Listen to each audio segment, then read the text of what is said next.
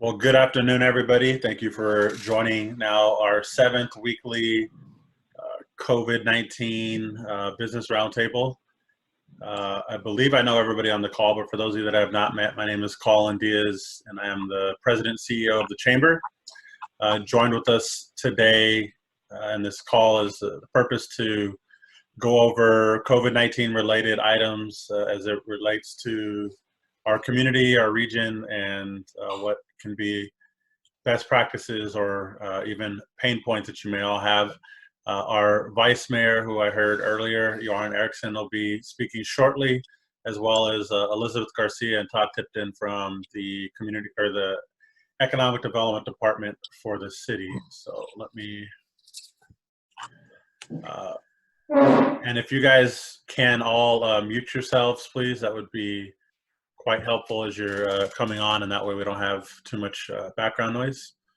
And with that, for our initial introduction as far as updates in our area, I will have our Vice Mayor. So, Joran, please. Well, on the city side, things have started to become routine in a sense, even if it's a very unique situation. But there are very few changes over the last week. The major one is that we in the city has formed a group of people who are looking at strategies for opening up City Hall, but also for opening up the private sector. So that work is now accelerating. And as you see, a lot of states are moving down that route, and at some point that will happen in California also. But currently it's on the planning stage. And as I said last week, if you have any thoughts about any specific way of opening up your business, or what you think would be a good way to still keep social distancing and the health as in focus, let us know, because we don't understand every business ins and outs. So this is really going to be a teamwork. So I'm going to leave you with that. Thank you, Colin. And I'm going to listen in and answer questions if there are any. Thank you very much, Vice Mayor. I will turn it over to Todd, Elizabeth, and I think I saw Elaine pop on as well. So either Elizabeth or Elaine, if you guys want to unmute yourselves, or I guess I can unmute you. Okay, I'm unmuted. Sorry. Maybe I go first with a quick update regarding the LAEDC's webinar from this morning. It was, more information of what we already understand, but there were some good things that came out of it. Quick summary of the total PPP loans made. Only 9% of the first round in funding went to California small businesses. California should have received 12% of the funding. The difference, the 2.3% difference, should have gone to LA County but didn't. And we're hopeful that future rounds of funding find their way to the Long Beach, Los Angeles, and Anaheim statistical area. One of the things they recommended is that businesses be diligent in their pursuit of completing applications. And the intent there is that, you want your application complete when the funding becomes available. And the issue is timing, right? Small businesses particularly are strained, because they don't have, a revenue stream. It's all about how long they can hold on until that funding becomes available. So let's, as a group, push hard to get those applications processed and in. And if you're having any difficulty, the Chamber is a great resource. The city's a great resource. We need to hear from you, and we will be there to help you get those applications processed. Let's see here. Of course, the hardest hit industries are those that have close proximity operations like retail, hospitality, food service, personal services, arts and entertainment. The PPP funding went primarily to the construction industry, professional sciences, manufacturing, healthcare, food services, and then retail. So that's really doesn't seem how it should have gone. high income services in the LA, Long Beach, Anaheim statistical area have successfully transitioned to working remotely. Let's see.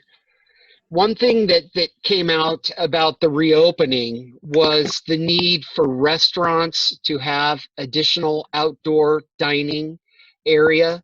And the purpose there is to, of course, increase the number of tables so they can increase the number of turns and, hopefully generate as much revenue as they're able to. The city's looking at how we're going to do that now. We understand the urgency. We're talking, internally about how we can process something like that quickly so that when it's needed, it's available. So I'll have more to report on that maybe next week. Steve, one thing for you that was interesting, they said the Wynn Resorts has prepared a good reopening document that includes sanitation protocols for the hospitality industry. We're going to try to get I'm going to try to get my hands on that, and I'll shoot that over to you so you all can, start talking about that if you aren't already. I suspect you are, but more information never hurts. Is it? Okay. Yeah, I've got a copy. Okay, fantastic. Do you think the other operators are all on board and reviewing that as well? Not sure. I can send you my copy if you want to look at it. Yeah, that'd be great. And then, Colin, between the two of us, we'll distribute it to the hotel operators so they can at least begin preparing and understanding what might be involved. Yeah, Hilton just came out with a comprehensive plan that's going to be launched this week also. Really fantastic. All right. Well, anything you can share would be much appreciated, and we'll circulate. So, concerns were expressed regarding the reopening, of course, and that it not happen too soon. The thought there is reopening too soon could, result in additional infections and then cause more harm than good. So that's something that's out there, and people are trying to, keep their hands around. I think that's it for me. Why don't I hand it over to you, Elizabeth, and you can give us an update if you have one. Thank you. So Todd mentioned the PP, which is the Paycheck Protection Program, and applications for this new round of funding were made available as of today. And I saw that Colin already sent out an email to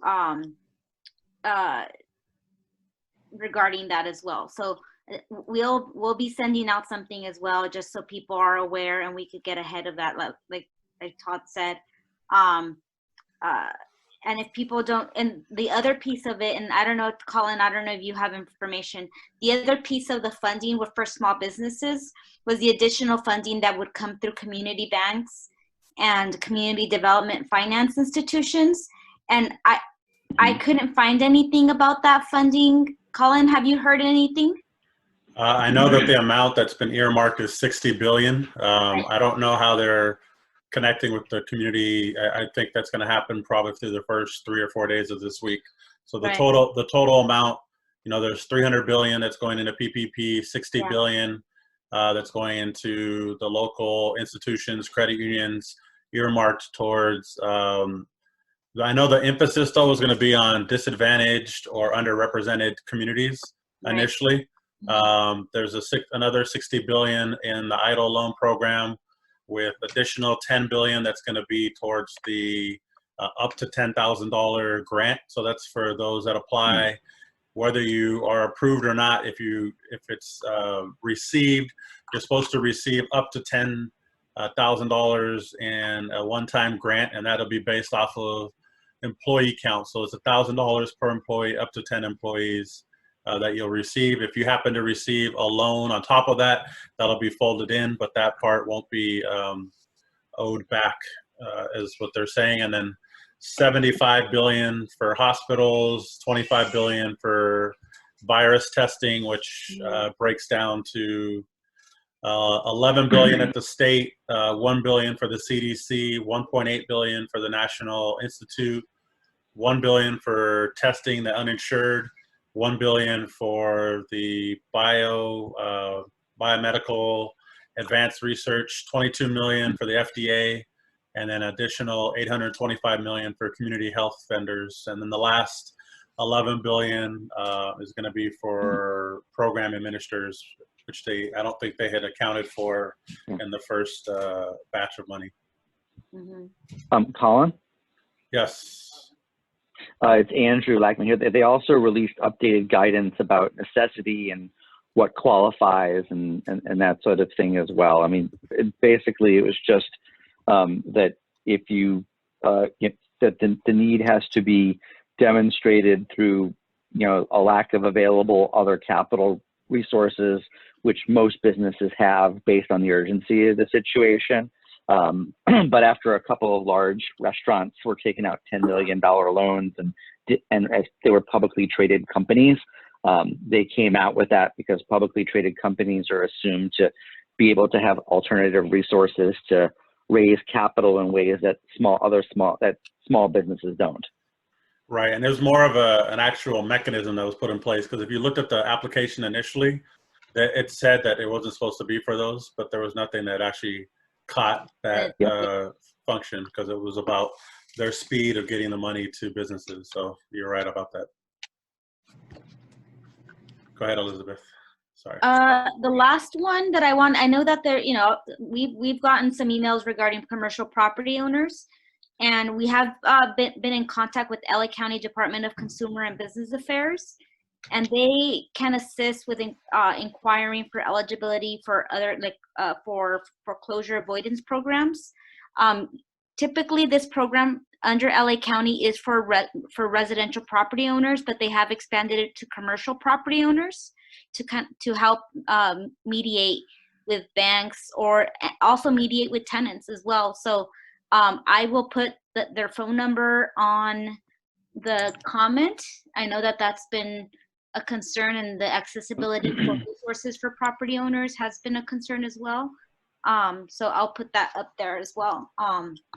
And the last piece is, again, we're here to help anywhere form, as Todd said, provide one-on-one case assistance. So feel free to call us or email us, and I'll put our phone number on the chat, 310-253-5765.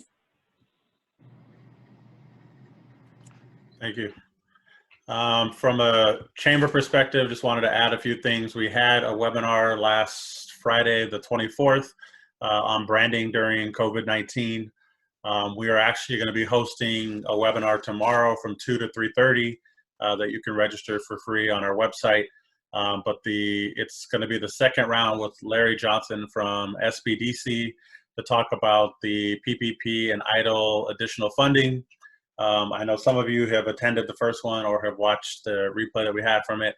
There are some updates. For example, if you have applied for EIDL but have not been funded yet, and you have a number, an application number that starts with anything other than a 3, when they launch the EIDL program again later this week, you're going to need to reapply. That's one of the cheats, if you will, or I guess, or sharing tips that they have shared on Friday, that anything prior to April 6th, I believe it was, is basically being washed, and you have to reapply. And that's for EIDL. PPP, my understanding is that some of those that are already in the queue, this funding will allow them to be actually funded, and to the point that Todd brought up with the percentage or how low of a percentage California small businesses received the loans. That's something that's supposed to be addressed at a federal level. We'll see what that actually looks like. I know one of the highest funded states, though, from a few of my counterparts, was the state of Texas. And I don't know if that was at all tied to construction, which happened to be one of the largest sectors, but that's something to, one of the takeaways from it is to continue to be agile. So if your institution, lending institution, is not does not have the program, what they're encouraging obviously is to look at others that do. There's a link that we sent out, which we'll try to make available on our website, that had the PPP approved, or the SBA approved PPP lenders. We shared that a few weeks ago, but we can make it available again on our website, because I think That was a question that was in the chat box. Additionally, besides these weekly roundtables, all of our past webinars, the most recent business roundtable, branding webinar, our original PPP and IDLE webinar, and the COVID-19 orders that we had with the city a few weeks ago, all of those replays are available on our website on the COVID-19 tab. About a third of the way down the page, you'll see website and webinars and meeting replays. You're more than welcome to review those, share those. Elizabeth already mentioned about the second round of funding, but a couple things that I did want to mention. We've been conducting cluster meetings so far. We've met with insurance, with nonprofit. We continue to meet with hoteliers. Had an initial round with some landlords last week, and restaurants as well. For those of you that are restaurant operators on here or that'll be looking at this later, Governor Newsom just introduced a program on Friday, which from the looks of it will be a reimbursement program. But essentially it will reimburse restaurants, I think it's up to $14, I believe, for breakfast, $17 for lunch, and about $22.50 for dinner for those meals that are provided for seniors. And there's a few stipulations. Over 65, relatively, it's for the most part, most seniors that would be receiving meals from restaurants would be covered. What's not clear, it shows how seniors could register for the program. It has not have an opening yet for restaurants to register. We've reached out to the Go Small Business office out of Governor Newsom's office to see when that timetable will be. It says on there that it'll come up in the next couple of days, but don't really know whether that means tomorrow or later in the week. But for restaurants that are interested, that is a good opportunity. Also, there's an organization, obviously there's a lot right now that are working towards raising funds, raising awareness, and meeting the food insecurity issues in Culver City, such as Feed Culver. But in addition to that, there's another program that purchases meals from local restaurants for first responders and for hospital workers, and that's a partnership that's gone throughout the state. It's something that we're looking at in order to maybe include more restaurants. But to Vice Mayor Erickson's point, the last thing that I want to touch upon before we get to the Q&A is on the recovery efforts. We launched a recovery task force a couple of weeks ago with the idea and hope of representing representing the different geographical areas in Culver City, but as well as the industry sectors, identify the needs that they're going to have with recovery, and to inform our council and our city on areas that they should either be focused on, regulations that they can either relax, amend, or implement that'll help the businesses jumpstart the economy. So more to come on those. In fact, tomorrow we're sending out our second round of the COVID-19 survey. And so this will be an opportunity for businesses to weigh in. If you took our first survey, you'll remember that we talked about a few items such as financial needs, the staffing changes. This one's going to be focused a little bit more towards recovery efforts and what that might look like. Even though I believe we're probably going to be one of the later states to completely come out of our safer at home ordinance, we still need to make sure that we're working towards some of those solutions beforehand. With that, we can open up to questions. I do have a couple that are already queued up. One of them is in regards to landlords. So there's a lot of language that is encouraging business tenants as well as residents to defer paying their rent, but there is not a lot of support from the financial side for landlords. Is there anything that the city is doing to address that?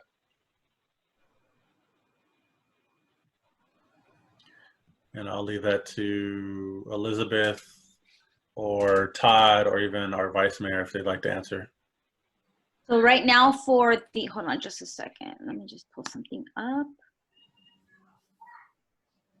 For the commercial eviction moratorium, we are assisting tenants and property owners with the language of the moratorium and trying to make sure that they have either from the tenant side or the commercial tenant or the property owner side the information that they need. It's outlined in the policy, but we also understand that policies can be burdensome in terms of the language. So we're assisting doing one-on-one assistance and what is needed to be able to have protection. In terms of financial assistance, we're trying to identify the assistance that is available. And that's why I mentioned the LA County Department of Consumer and Business Affairs, because they are able to help with one-on-one assistance for property owners specifically. Okay, thank you. Todd, did you want to add anything? I would just say that financially that's something that's difficult to address, to provide any type of assistance in that regard, or to become involved in the arrangements with the lending institution. But I think one thing we could offer is some possible assistance with structuring repayment options in regard to terms and the specifics there. For example, I've been in discussions with a number of landlords, and the problem's difficult to solve in regard to when are they going to get paid. And I've learned some interesting strategies in regard to how you amortize the unpaid rent over the lease term, how you possibly in an attempt to give the business operator as much leeway as you can when repaying the unpaid rent, and in that regard. And as I learn more, I'm happy to share and participate in those discussions and hopefully broker a solution that can work for everyone. Okay, thank you. Next question, is there any data or projections on what percentage of Culver City businesses have received federal assistance? That was from George Montgomery. Our second survey, which is going out tomorrow, that's one of the questions that we're asking. Challenges, we've reached out to a lot of businesses, many of whom have applied for various funding sources and have either not heard anything back or have not been funded yet. But again, that's, we're not connecting with every single business on that, but we're trying to figure out what's going on. In the same vein, I know that there's a couple questions in regards to EIDL.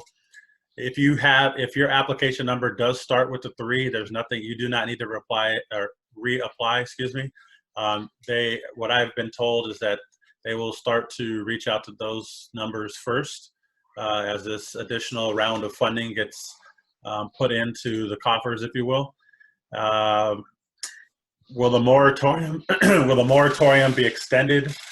I don't know if anybody at the city has or is willing to venture a guess there. My thought is that unless something moves in the next few days, it probably would be, because we would have to also have in place how we're going to roll out of our safer at home order. But I am not one to know for sure.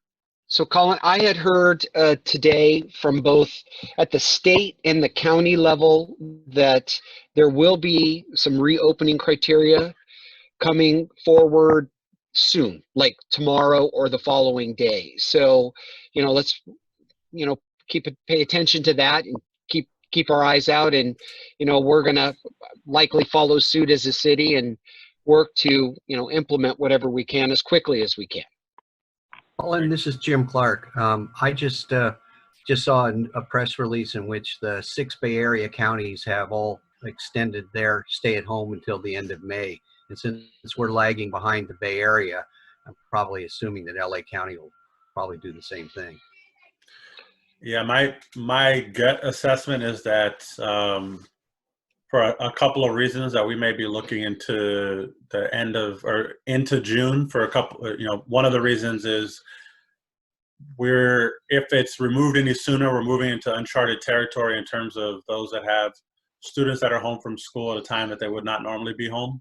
When in reality, usually schools would be out the first week or two of June, and a number of other factors. But I just think, you're probably right there, Jim. I don't know what the time frame will be, but as soon as we know anything, you all will know something. I will say this, though, that it doesn't hurt to pay attention to what's going on in the city of Los Angeles, since we've pretty much followed, I'd say, a heavy majority of their process. And one other thing, Colin, is I wouldn't expect that any loosening of the restrictions would be universal either. So those types of business, the higher occupancy businesses, are of a greater challenge. So I would suspect anything related to them will take longer. And this is purely speculation here, so take it with a grain of salt. But I do think that our leadership in the state is also paying attention to what's going on in other states that are loosening the orders. I think we're going to have some best practices and worst practices that are going to be able to, we're going to be able to have tangible data from in the next couple of weeks. So I know the conversation that the governor had a few weeks ago was looking at smaller and micro businesses, because they tend to have less employees and or customers at any given time, but there hasn't been any specific spoken to that. Moving to the next question, if the city is not able to help commercial property owners, then can the city at least try to give more concession to tenants than what has already been awarded to tenants?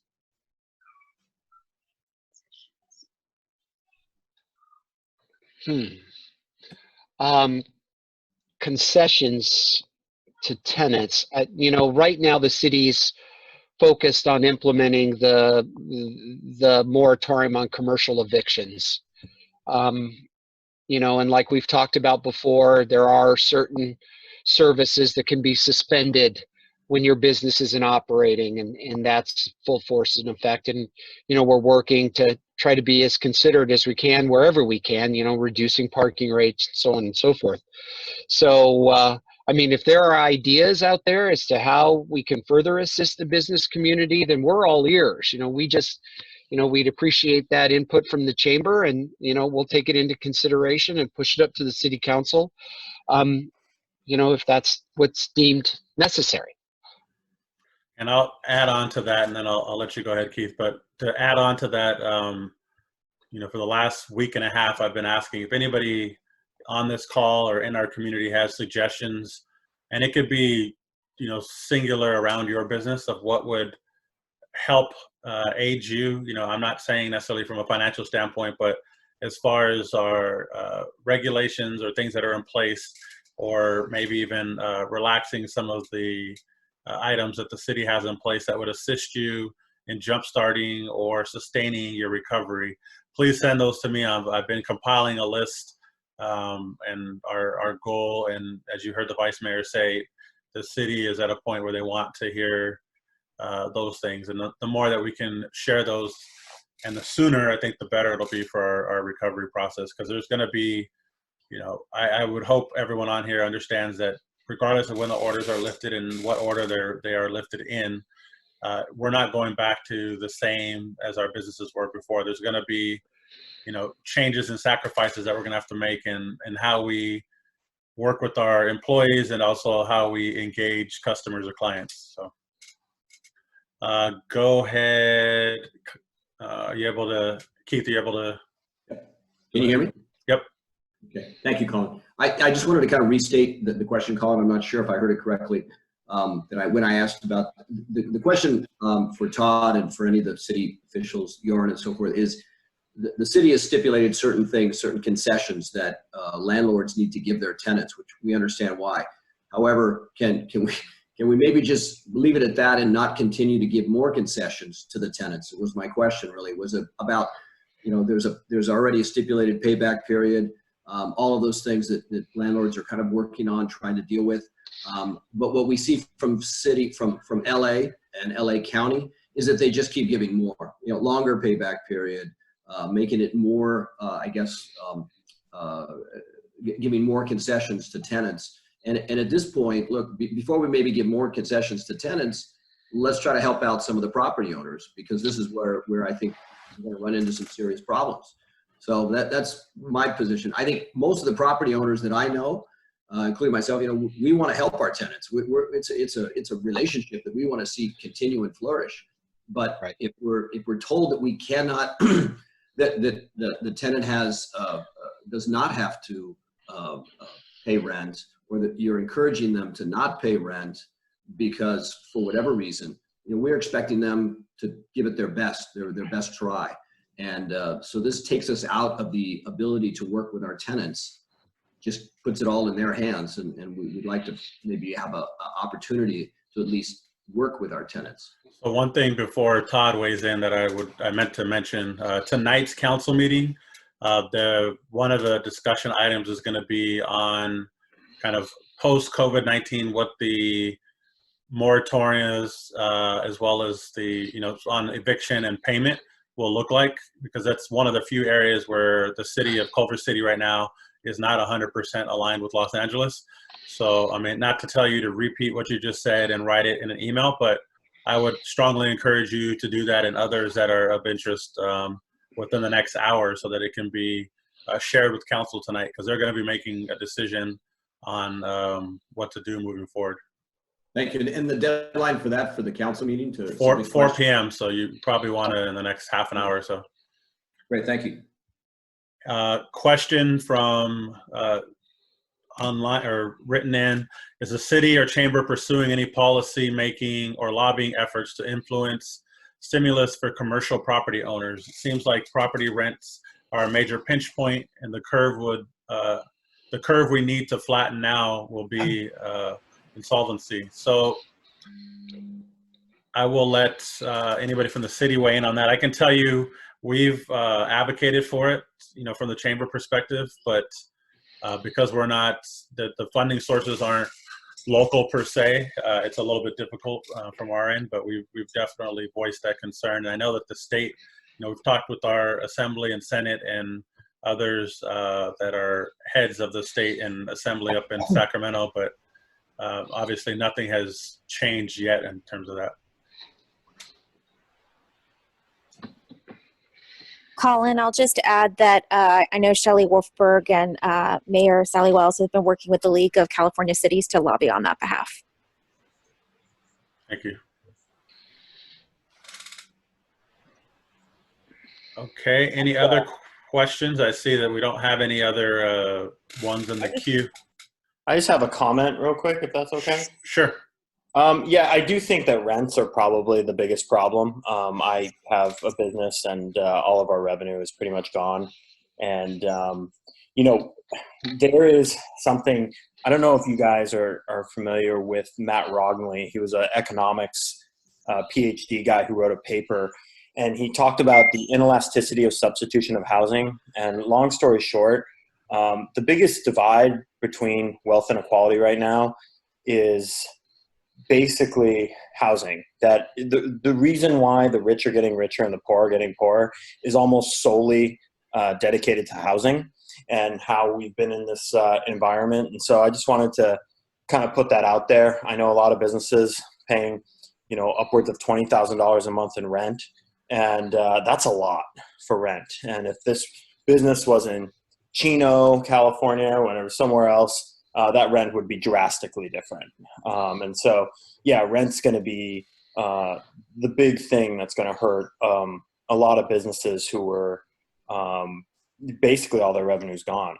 So something to keep in mind. And yeah, I think that's why you're hearing it a lot. I agree, and I appreciate you bringing that up. There's a Senate bill, and I want to say it's 826. It's escaping me right now, but it's whenever Senate gets back together, it's going to probably move through quickly one way or the other. But essentially, looking at forcing a 25% rent reduction across the state, which will have a number of implications, in different directions. But I think a large part of that is to the point you just brought up, Christopher, that it's that rents and was already a pretty big topic of discussion, but it's going to be even larger when you don't have a lot of the mechanisms to be able to support it. So we'll continue to share information that we get on it. I would encourage, if anybody wants to reach out to us to get information for our local state officials, whether that be Senate or Assembly, or even to our national officials, be all more than happy to share that. One last question, comment. Let's see. Todd, I'm fine with you asking the question, and if it's something that veers off, then we can take it offline if you want to unmute yourself. Okay, sure. Again, it's not really locally controlled, but unfortunately, the way the PPP has been structured, as I think Christopher mentioned a couple minutes ago, our big concern is rent. We have 3 stores. I got 30 grand a month in rent with no income, and the PPP for me is a lifeline for rent, because my staff is making $1,000 a week, or my Seattle people are making, even more, because their unemployment is higher.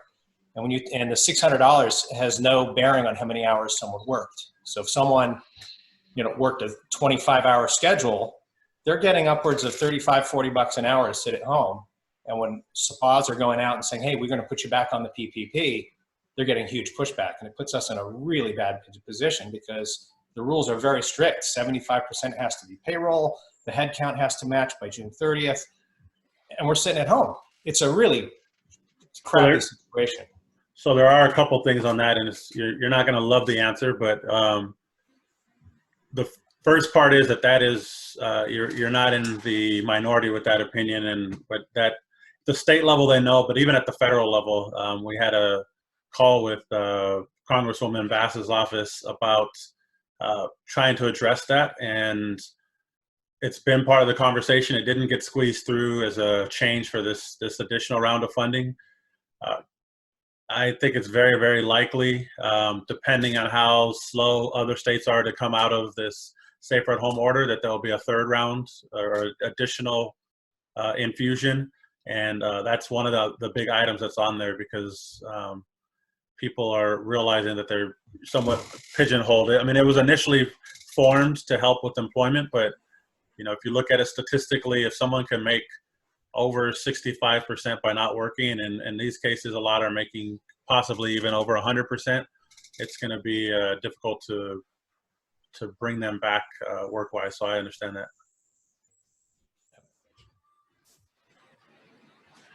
Well, let me see.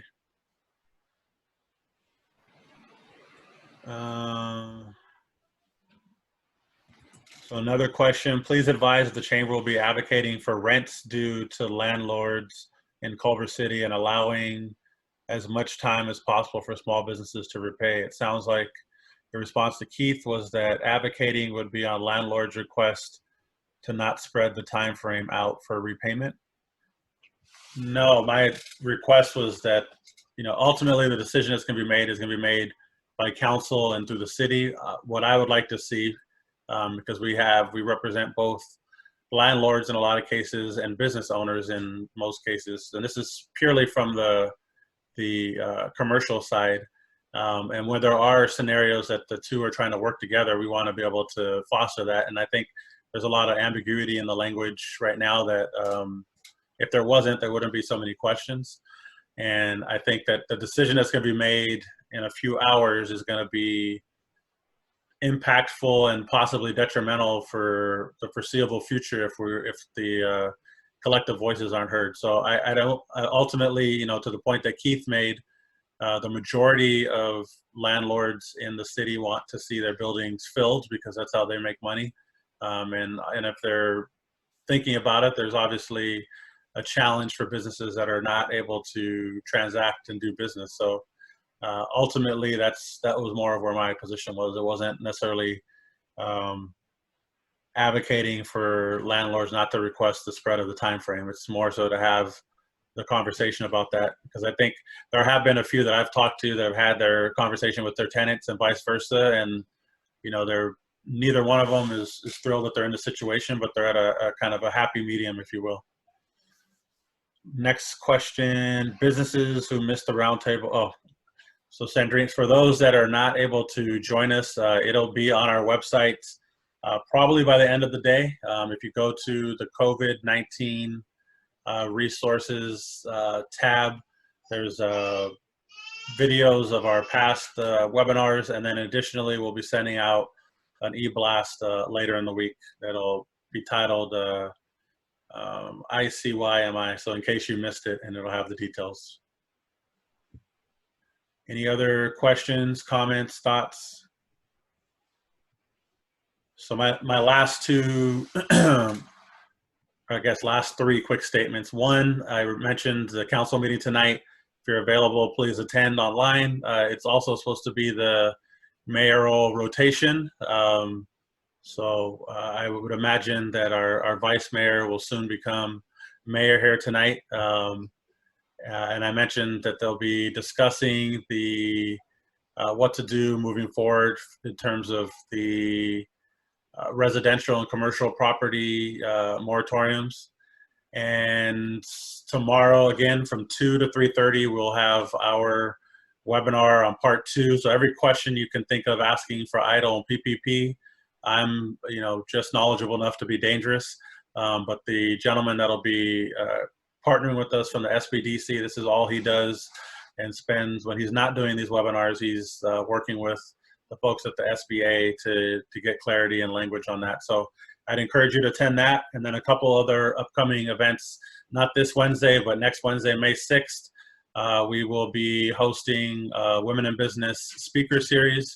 It's free to attend, but it'll be opportunity to hear from some of the leaders in and around our community, female business leaders, and what's going on in this situation for them.